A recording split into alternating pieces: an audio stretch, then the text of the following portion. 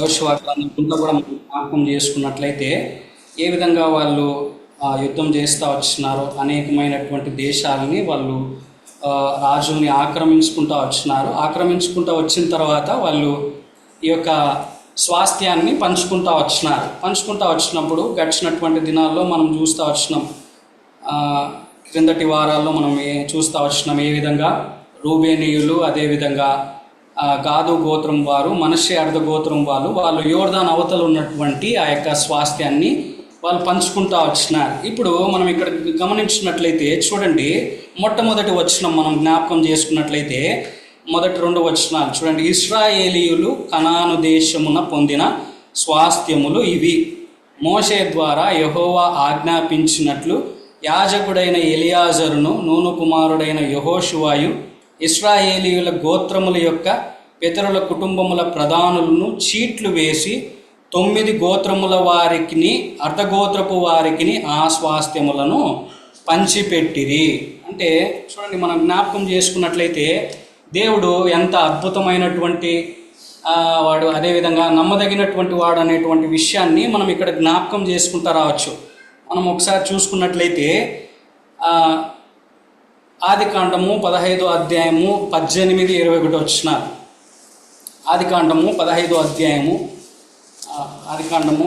అధ్యాయము 18 నుంచి 21 వచనాలు మనం చూసుకున్నట్లయితే ఆ దినమందే యెహోవా ఐగుప్తు నది మొదలుకొని గొప్ప నది అయిన యూఫ్రటీసు నది వరకు ఈ దేశమును అనగా కెనీయులను, కనిజ్జీయులను, కద్మోనీయులను, హిత్తీయులను, పెరిజ్జీయులను, రెఫాయియులను, అమోరీయులను, కనానీయులను, గిర్గీషీయులను, యెబూసీయులను నీ సంతానమునకిచ్చి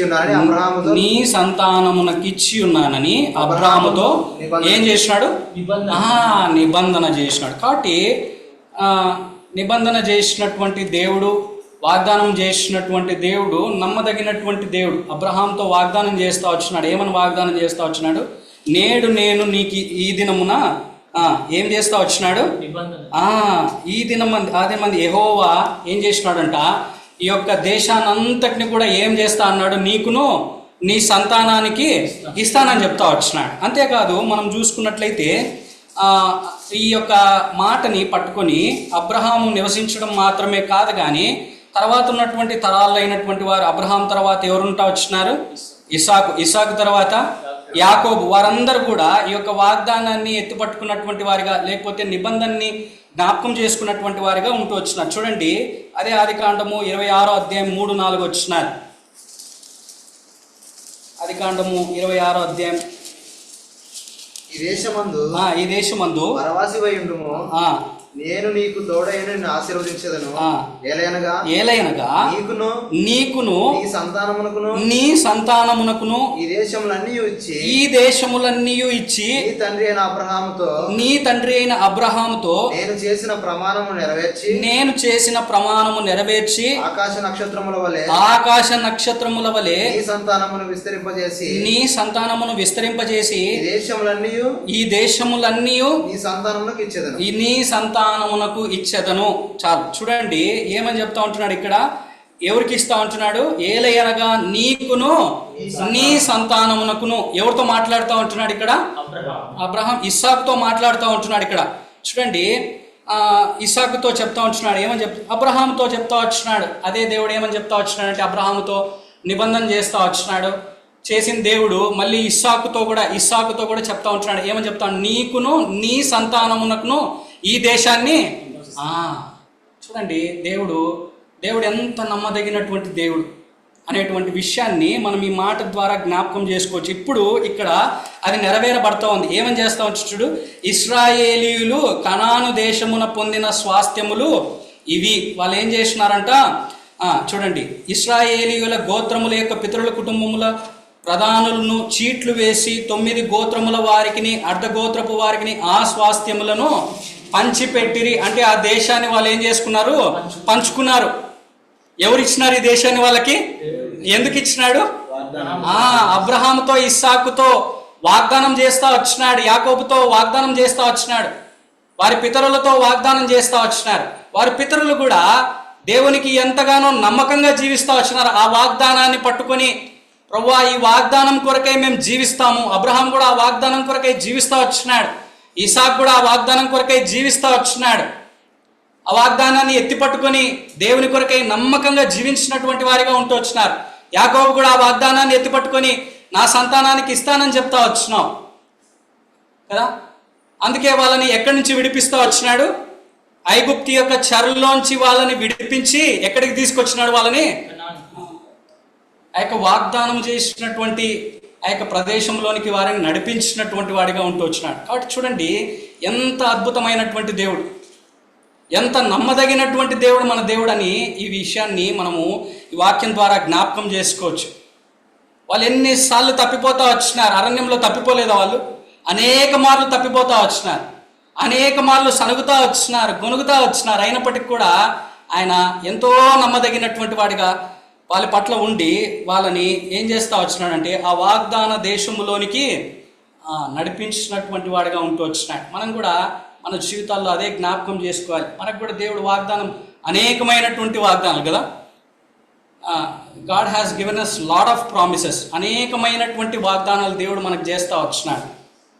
చూడండి మనం చూసుకున్నట్లయితే ఆయన అనేకమైనటువంటి వాగ్దానాలు మనకు చేస్తూ వచ్చినాడు. ఏం చేస్తూ వచ్చినాడంటే దేవుడు లోకమును ఎంతో ప్రేమించెను కాగా తన అద్వితీయ కుమారునిగా పుట్టిన వానియందు విశ్వాసముంచు ప్రతివాడును నశింపక నిత్య జీవం పొందినట్లు ఆయన్ను అనుగ్రహించెను.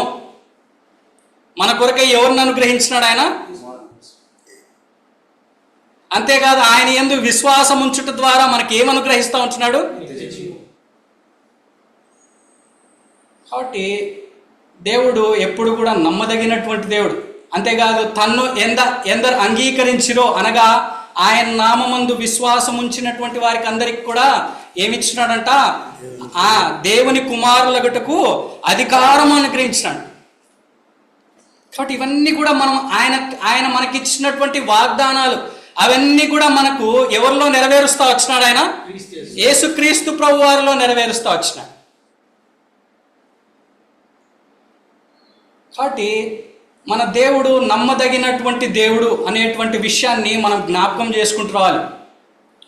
మనం అనేక మార్లు తప్పిపోయినప్పటికీ, అనేక మార్లు తొట్టిల్లినప్పటికీ కూడా ఆయన నమ్మదగినటువంటి దేవుడు. ఆయన చేసినటువంటి వాగ్దానాన్ని ఆయన మన జీవితాల్లో నెరవేర్చేటువంటి వాడిగా ఉంటూ వస్తాడు. మనకిచ్చినటువంటిది ఏంటి? ఆయన ఏమిచ్చినాడు మనకి?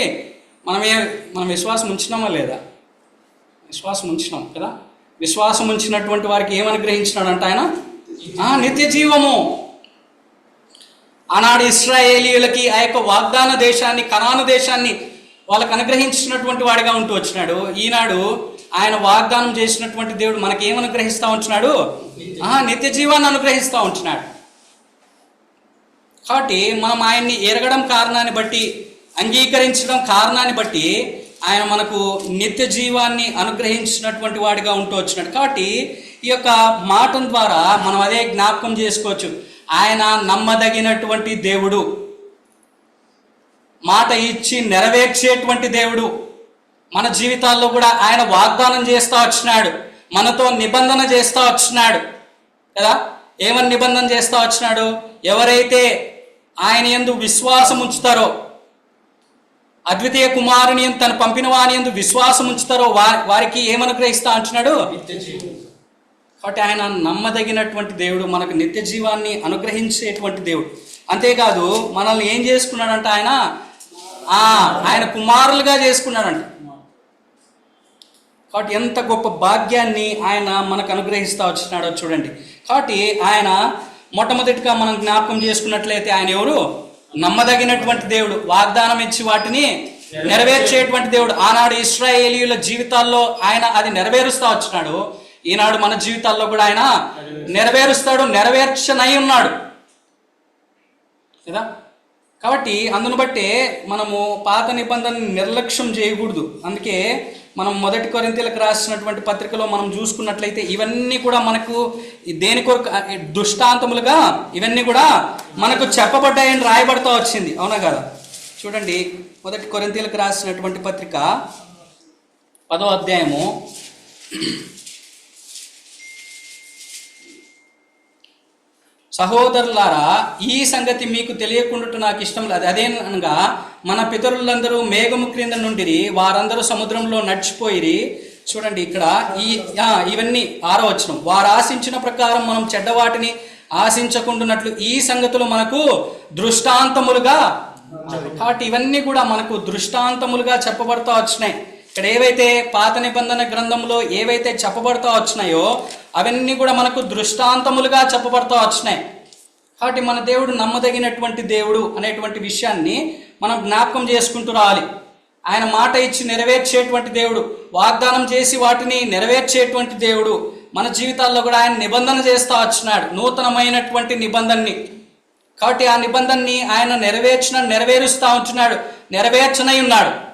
కాబట్టి ఆ విషయాన్ని మనం జ్ఞాపకం చేసుకునేటువంటి వారంగా మనం ఉంటూ రావాలి. అదేవిధంగా చూడండి, రెండవదిగా మనం గమనించినట్లయితే తర్వాత ఏం చేస్తూ ఉంటున్నా అంటే 3వ వచనం, మోషే రెండు గోత్రములకును అర్ధగోత్రములకును యోర్దాను అవతలి స్వాస్థ్యములను ఇచ్చి ఉండెను, అతడు వారి లేవీయులకు ఏ స్వాస్థ్యము ఇవ్వలేదు. చూడండి, ఇక్కడ మనం గమనించినట్లయితే మోషే 2 గోత్రములకును అర్ధగోత్రమునకును యోర్దాను అవతలి స్వాస్థ్యములను నిచ్చి ఉండను. వీళ్ళ గురించి మనం చదువుకుంటా వచ్చినాం. వీళ్ళు ఏం చేస్తూ వచ్చినారు? ఎవరు వీళ్ళు? రూబేనీయులు, గాదీయులు, మనషే అర్ధగోత్రం వాళ్ళు. వీళ్ళు ఏం చేస్తూ వచ్చినారు? దేవుడు వాళ్ళకి ఇచ్చినటువంటి స్వాస్థ్యం ఏది? యోర్దాను దాటిన తర్వాత ఉంచినటువంటి స్వాస్థ్యం, కనాను దేశాన్ని వాళ్ళకి స్వాస్థ్యంగా ఇస్తూ వచ్చినాడు. కానీ వీళ్ళు ఏం చేస్తూ వచ్చినారు? దేనిని బట్టి వీళ్ళు ఇక్కడ ఉంటా వచ్చినారు? వాళ్ళ పశువులు, ఈ లోక సంబంధమైనటువంటి వాటిని బట్టి వారికి మంచిగా ఉంటుందని చెప్పి వాళ్ళు ఏం చేస్తూ వచ్చినారంటే మోషే దగ్గరికి వెళ్ళి, మేము యోర్దాను యువతలు ఉండేటువంటిదే మేము తీసుకుంటాం, కాబట్టి మాకు ఇదే చాలు. తద్వారా వాళ్ళు ఎంతో నష్టాన్ని, దేవునికి దూరంగా ఉండడానికి కారణాన్ని బట్టి, దేవుని మాటకి లేకపోతే దేవుని యొక్క చిత్తాన్ని దేవుని చిత్తానికి వ్యతిరేకంగా ఉండడానికి కారణాన్ని బట్టి వాళ్ళు ఎంత నష్టపోతా వచ్చినారో మనం చూస్తూ వచ్చినాం. మొదటి దినవృత్తాంతంలో 5వ అధ్యాయంలో మనం దాన్ని గమనించవచ్చు. వాళ్ళు మొట్టమొదటిగా వాళ్ళే చెరకొనబడతా వచ్చినారు. అంతేకాదు ఆ యొక్క విగ్రహాలతో వాళ్ళు ఏం చేస్తూ వచ్చినారంట? వ్యభిచరించినటువంటి వారిగా ఉంటూ వచ్చినారంట. ఎంత దారుణమైనటువంటి పరిస్థితుల్లోకి వెళ్ళిపోతా వచ్చినారు కదా. అంటే ఆ విగ్రహాలని వాళ్ళు పూజిస్తూ వచ్చినారు. అంటే అదేంటది? మనం ఈరోజు పొద్దున్న చూస్తూ వచ్చినాం. పొద్దున ఏం చూస్తూ వచ్చినాం? డెడ్లీ సిన్, మరణకరమైన పాపం. అవునా కాదా? విగ్రహం వారు ఇప్పుడు వాళ్ళు దేవుని విడిచిపెట్టి వాళ్ళని దేన్ని పట్టుకున్నారు? కాబట్టి అటువంటి దారుణమైనటువంటి పరిస్థితిలోనికి వాళ్ళు వెళ్ళిపోయినటువంటి వారిగా వాళ్ళు ఉంటూ వచ్చినారు. అంతేకాదు మనం ఇక్కడ గమనించినట్లయితే చూడండి, వాళ్ళొక గుంపు అయితే ఇంకొక గుంపు ఇక్కడ ఉన్నారనమాట. వాళ్ళు ఎవరు చూడండి, అతడు వారిలో లేవీయులకు ఏ స్వాస్థ్యము, ఇక్కడ లేవీయులకి ఏ స్వాస్థ్యము ఇయ్యలేదు. మనం 13వ అధ్యాయంలో మనం చూసుకున్నట్లయితే 33వ వచనంలో రాయబడతా వచ్చిన చివరి వచనంలో, లేవీ గోత్రమునకు మోషే స్వాస్థ్యం పంచిపెట్టలేదు. ఏలయనగా ఇశ్రాయేలీయుల దేవుడైన యెహోవా వారితో సెలవిచ్చినట్లు ఆయనే వారికి స్వాస్థ్యము. చూడండి, ఇక్కడ మనం గమనించినట్లయితే లేవీలకి ఏమీ ఇయ్యలేదంట మోషే. కానీ ఇక్కడ చెప్పబడినట్లు లేవీ గోత్రమునకు మోషే స్వాస్థ్యం పంచిపెట్టలేదు. ఏలయనగా ఇశ్రాయేలీయుల దేవుడైన యెహోవా వారితో సెలవిచ్చినట్లు ఆయనే వారికి. కాబట్టి లేవీలకి ఎవరంట స్వాస్థ్యము? దేవుడే స్వాస్థ్యం. ఇది ఎవరు చెప్తా వచ్చినారు? దేవుడే చెప్తా వచ్చినాడు. కాబట్టి దేవుడు చెప్పినటువంటి రీతిగానే మోషే వాళ్ళకి ఏ స్వాస్థ్యం కూడా ఇవ్వలే. దేవుడే వారికి స్వాస్థ్యంగా ఉంటా వచ్చినాడు. యేసుక్రీస్తు ప్రభు వారిని నిజరక్షకునిగా అంగీకరించినటువంటి మనకి, మన సొంత రక్షకునిగా అంగీకరించినటువంటి మనకి మనం ఏమవుతా వచ్చినాం? కుమారులు. అంతే. ఇంకా పేతురు రాసినటువంటి మొదటి పత్రిక మనం ఏమైనామంట? రాజులైన యాజకులం అవుతా వచ్చినాము, అంతే. అవునా కాదా? చూడండి 2వ అధ్యాయము 9వ వచనం. అయితే మీరు చీకటిలో నుండి ఆశ్చర్యకరమైన తన వెలుగులోనికి మిమ్మును పిలిచిన వాని గుణాతిశయములను ప్రచురము చేయు నిమిత్తము ఏర్పరచబడిన వంశమును రాజులైన యాజక సమూహమును పరిశుద్ధ జనమును దేవుని సొత్తైన ప్రజలై ఉన్నారు. కాబట్టి ఇప్పుడు మనం ఎవరంట? చూడండి, ఏర్పరచబడినటువంటి వంశము, రాజులైనటువంటి యాజక సమూహము. అంటే మనం కూడా ఎవరం? ఇప్పుడు యాజకులము. ఎందుకు మనం అయితే మీరు చీకటిలో నుండి ఆశ్చర్యకరమైన తన వెలుగులోనికి మిమ్మల్ని పిలిచిన వాని గుణాతిశయం ప్రచురం చేయ నిమిత్తం. కాబట్టి మనం చీకటిలో నుండి ఎక్కడికి వచ్చినాం? మనము వెలుగులోనికి నడిపింపబడతా వచ్చినాం. కాబట్టి చీకటిలోంచి వెలుగులోనికి దాటినటువంటి మనము ఏమవుతా వచ్చినామంటే రాజులైనటువంటి యాజకులంగా అవుతా వచ్చినాం, యాజకులుగా అవుతా వచ్చినాం. కాబట్టి మనకి ఎవరు స్వాస్థ్యంగా ఉండాలి? ఇప్పుడు యేసుక్రీస్తు ప్రభువారే స్వాస్థ్యం. He is our inheritance.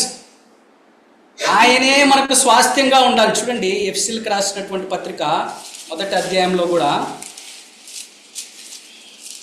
మనం గమనించినట్లయితే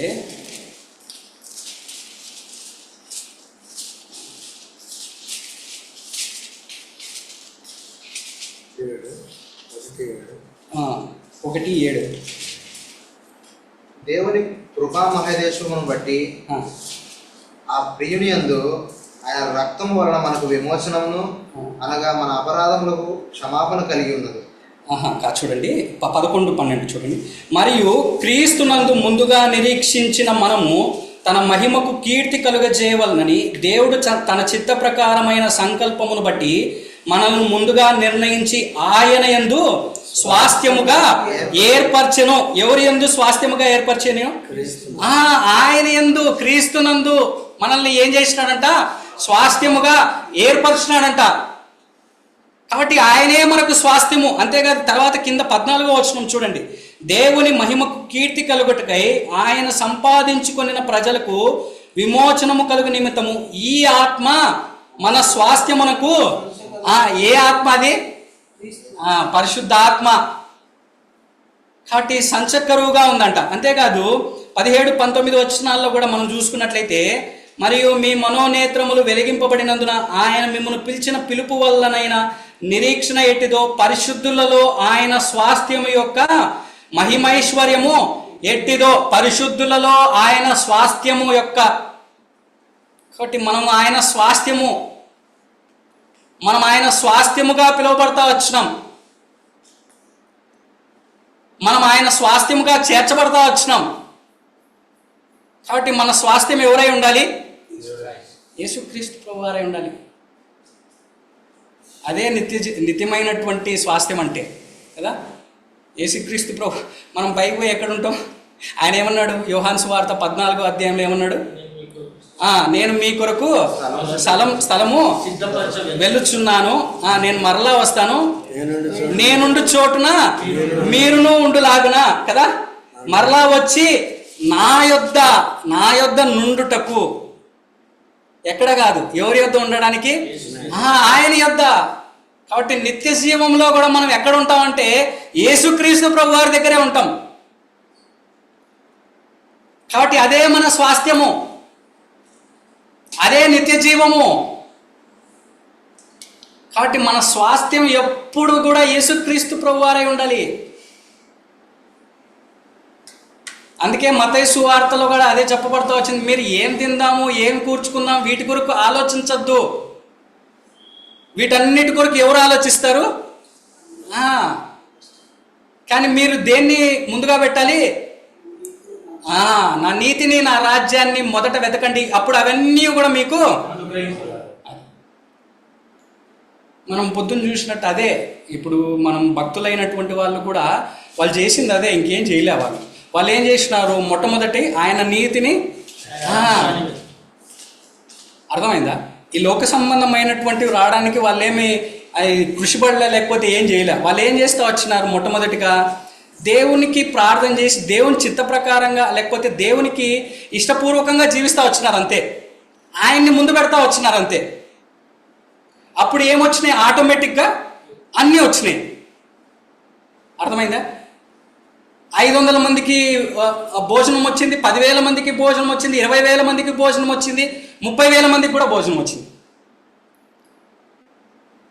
కాబట్టి మన జీవితాల్లో కూడా మనం ఏం చేయాలంటే మొట్టమొదటిగా ఆయన నీతిని, ఆయన రాజ్యాన్ని, కాబట్టి దాన్ని వెతికేటువంటి వారంగా, దానికోసం ఆయనే మన యొక్క స్వాస్థ్యమై ఉండాలి అంతే. వేరే స్వాస్థ్యం ఏది కూడా మనకు ఉండకూడదు. వేరే దాని మీద అదే ఉన్నట్లయితే మిగతా అన్నీ కూడా ఆటోమేటిక్గా. కాబట్టి చూడండి, అబ్రహాం కూడా తన జీవితంలో దేవుని కొరకు నమ్మకంగా ఉంటా వచ్చినాడు. దేవుడు ఇచ్చినటువంటి వాగ్దానాన్ని పట్టుకొని నమ్మకంగా జీవిస్తూ వచ్చినాడు. ఎంతగా దీవించినాడు కాదా? అబ్రహాముని ఎంతగా దీవించినాడు కదా? ఇస్సాకుని ఎంతగా దీవించినాడు, యాకోబుని ఎంతగా దీవించినాడు కదా? కాబట్టి అదే వాళ్ళు ఏం చేస్తూ వచ్చినారంటే దేవుడు ఇచ్చినటువంటి ఆ వాగ్దానాన్ని పట్టుకొని నమ్మకంగా జీవిస్తూ వచ్చినారు. కాబట్టి మనం కూడా మన జీవితాల్లో మన స్వాస్థ్యము ఆయనే ఉన్నాడు. కాబట్టి మనం కూడా ఏం చేస్తూ రావాలంటే ఆయన మనకిచ్చినటువంటి ఆ యొక్క వాగ్దానాన్ని, ఆయన మనకిచ్చినటువంటి వాగ్దానాలను ఎత్తిపట్టుకొని మనం ఏం చేయాలి?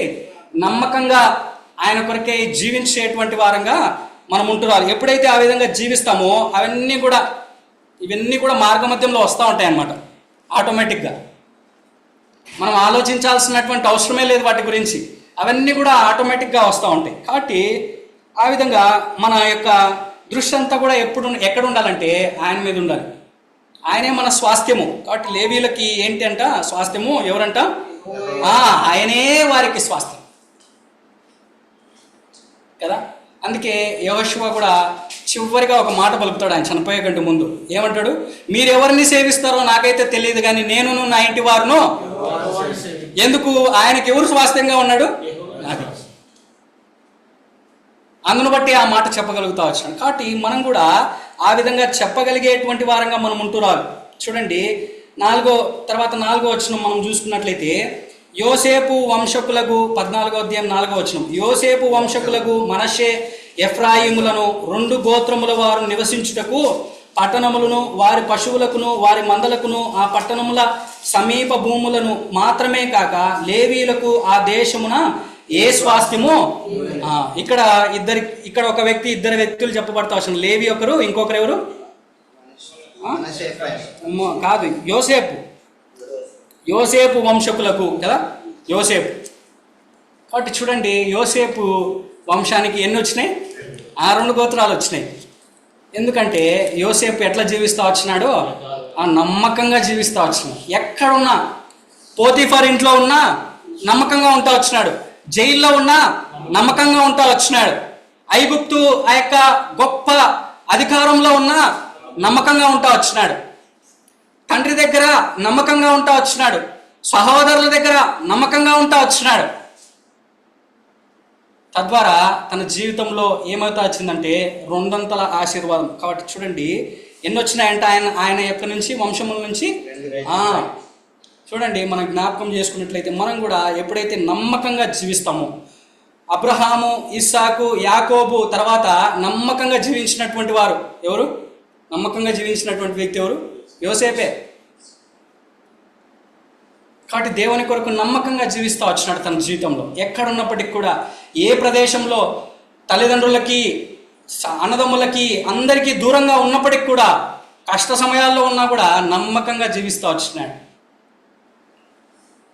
కాబట్టి మనము నమ్మకంగా జీవించేటువంటి వారంగా మనం ఉంటురాలి. ఆయన్ని సొంత రక్షకునిగా అంగీకరిస్తూ వచ్చినాం, నిత్య జీవాన్ని పొందుకుంటూ వచ్చినాం. ఆయన వాగ్దానం చేస్తూ వచ్చినాడు, నేనుండు స్థలంలో మీరు కూడా ఉండులాగునా నేను మిమ్మల్ని మరలా వచ్చి నా యొద్ద ఉండుటకు మిమ్మల్ని తీసుకెళ్తాను. కాబట్టి వాగ్దానం చేసినటువంటి దేవుడు నమ్మదగినటువంటి దేవుడు. కాబట్టి మనం కూడా ఎట్లా ఉండాలి? నమ్మకంగా జీవించేటువంటి వారంగా మనం ఉంటురాలి కదా. మనము ఒక ఉపమానం చూడవచ్చు కదా. ఎక్కడుంది ఆ ఉపమానము? ఏమంటా వచ్చినాడు? బలా నమ్మకమైనటువంటి మంచి దాసుడా. ఒకరికి ఎన్ని తలాంతులు ఇచ్చినాడు? 5. ఇంకొకరికి 2, ఇంకొకరికి 5 తలాంతులు ఏం చేస్తా వచ్చినాడు? 5 మరొక 5ని కూడి చేసి ఏం చేసినాడు? 10 తలాంతులు చేసినాడు. 2 తలాంతులు వాడు 4 చేస్తా వచ్చినాడు. 1 తలాంతు వాడు ఏం చేస్తా వచ్చినాడు? భూమిలో దాచిపెట్టినాడు. వాడు సోమరి వాడు కదా. ఏం చేస్తా వచ్చినాడు? వచ్చిన తర్వాత ఏం చేస్తా వచ్చినాడు? 10 తలాంతులు చేసినటువంటి వాడిని ఏమంటా వచ్చినాడు? బలానమ్మకమైనటువంటి మంచిదాసుడా. 4 తలాంతులు చేసినటువంటి వ్యక్తిని ఏమంటా వచ్చినాడు? బలానమ్మకమైనటువంటి. ఈ 1 తలాంతు వాడిని ఏమంటా వచ్చినాడు? సోమరివైన చెడ్డదాసుడా. కాబట్టి నీ దగ్గర ఉన్నటువంటి దాన్ని కూడా తీసివేసి ఎవరికి ఇచ్చినాడు? 10 తలాంతులు వాడికి ఇచ్చినాడు.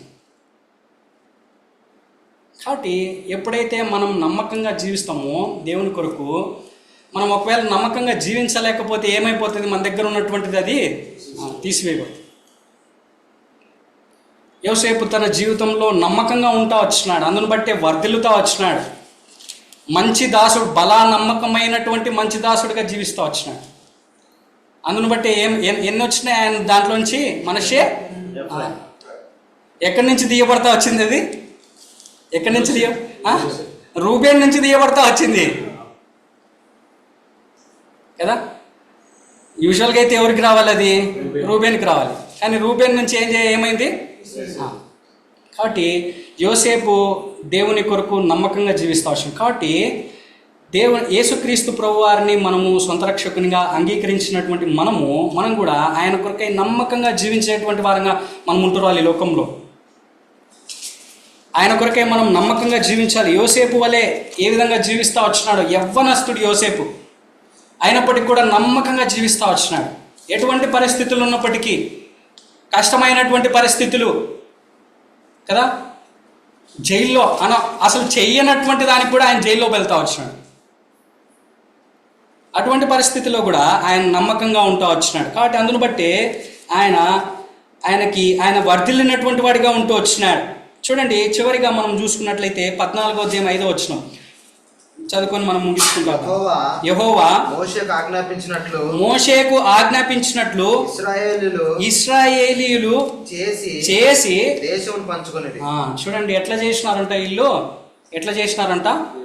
యెహోవా మోషేకు ఆజ్ఞాపించినట్లు ఇశ్రాయేలీయులు చేసి అప్పుడు ఏం చేసినారంట దాన్ని.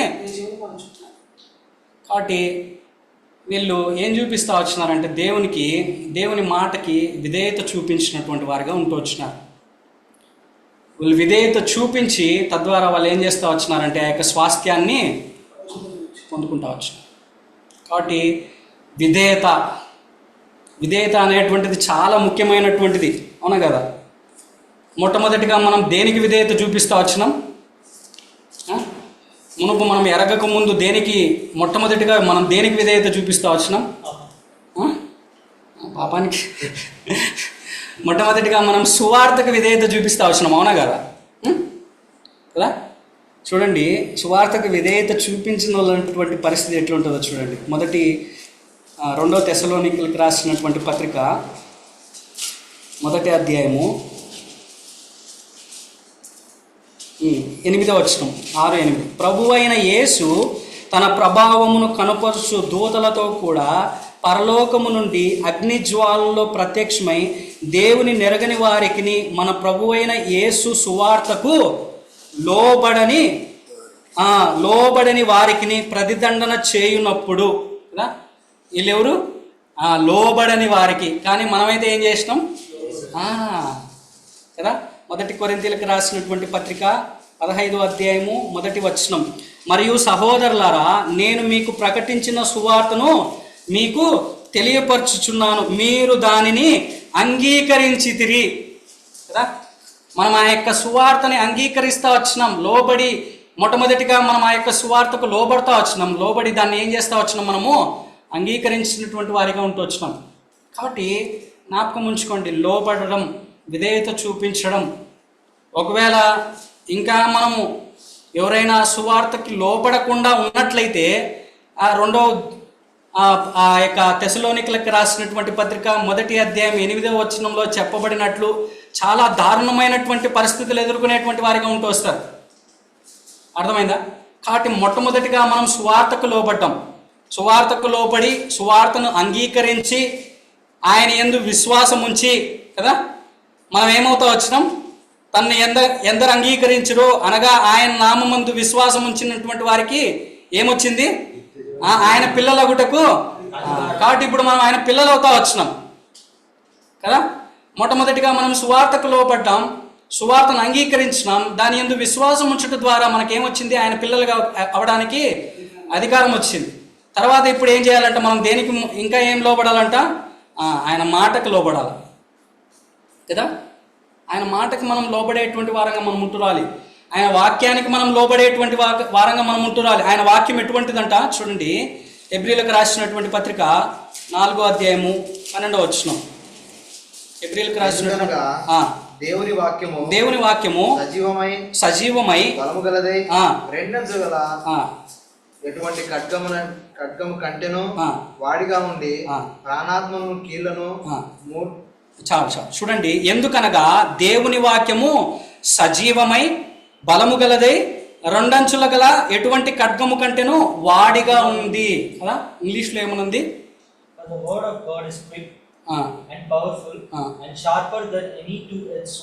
ఓకే. చూడండి, ఇక్కడ తెలుగులో మనం అనువదించుకున్నట్లయితే దేవుని వాక్యం సజీవము అంటే అలైవ్ కదా, అంటే సజీవమైనటువంటిది, బలము కలిగినటువంటిది అంటే యాక్టివ్గా ఉండేది ఎప్పుడు కూడా కదా. తర్వాత మూడోదిగా ఏంటి, పవర్ఫుల్, 2 షార్ప్ కదా, కాబట్టి షార్ప్. కాబట్టి అటువంటి మాటకి మనం ఏం చేయాలంట, మన జీవితాల్లో మనం విధేయత చూపించేటువంటి వారంగా మనం ఉంటున్నాం. ఆ యొక్క విధేయత కారణాన్ని బట్టి మనము అనేకమైనటువంటివి పొందుకునేటువంటి వారంగా మన జీవితాల్లో మనం ఉంటూ వస్తాం. ఆ యొక్క నిత్య జీవాన్ని పొందుకునేటువంటి వారంగా మనం ఉంటూ వస్తాం. ఆయన వచ్చినప్పుడు మనం సిగ్గు లేనటువంటి ముఖంతో మనము ఆయన్ని ఎదుర్కొనేటువంటి వారంగా మనం ఉంటూ వస్తాం. ఇశ్రాయేలు కూడా యెహోవా మాటకి విధేయత చూపించి వాళ్ళు ఏం చేస్తూ వచ్చినారంట, ఆ స్వాస్థ్యాన్ని. కాబట్టి మన జీవితాల్లో కూడా మనము ఆయనకి మొట్టమొదటిగా ఆయన సువార్తకు విధేయత చూపించాలి. తద్వారా మనం ఏం చేయబడతాం, తర్వాత ఆయన మాటకి విధేయత చూపించాలి కదా. ఆయన మాట అంటే ఏంటి చూడండి. కాబట్టి మనం నేను రక్షించబడ్డా, మారుమనసు పొందినా అంటే సరిపోదు కదా.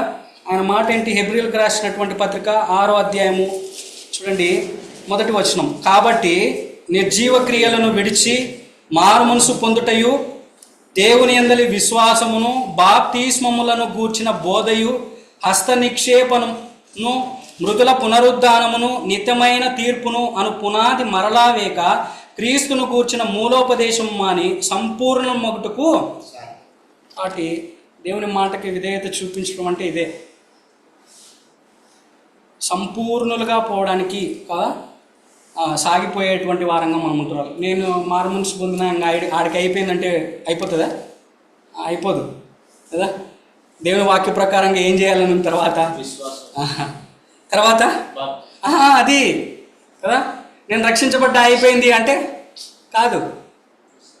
You have to follow that order. That is what God's word is saying. అదే దేవుని వాక్యం చెప్తా ఉంది. కాబట్టి ఆ విధంగా మనం దానికి విధేయత చూపించడం ద్వారానే మనం దేని పొందుకుంటా వస్తాం, ఆ యొక్క నిత్యమైనటువంటి స్వాస్థ్యాన్ని. మన స్వాస్థ్యం ఎవరు, యేసుక్రీస్తు ప్రభువారు. కాబట్టి మొట్టమొదటిగా ఆయన సువార్తకు విధేయత చూపించాలి. తర్వాత ఆయన మాటలకి, ఆయన వాక్యానికి మనం విధేయత చూపించేటువంటి వారంగా మనం ఉంటున్నారు. ఎప్పుడైతే మనం ఆ విధంగా విధేయత కనపరుస్తామో మన జీవితాల్లో, మనం ఏమవుతూ ఉంటాం, మనం ఆ యొక్క నిత్యమైనటువంటి స్వాస్థ్యాన్ని పొందుకునేటువంటి వారంగా ఉంటూ వస్తాం. దేవుడి వాక్యాన్ని దీవించుగాక.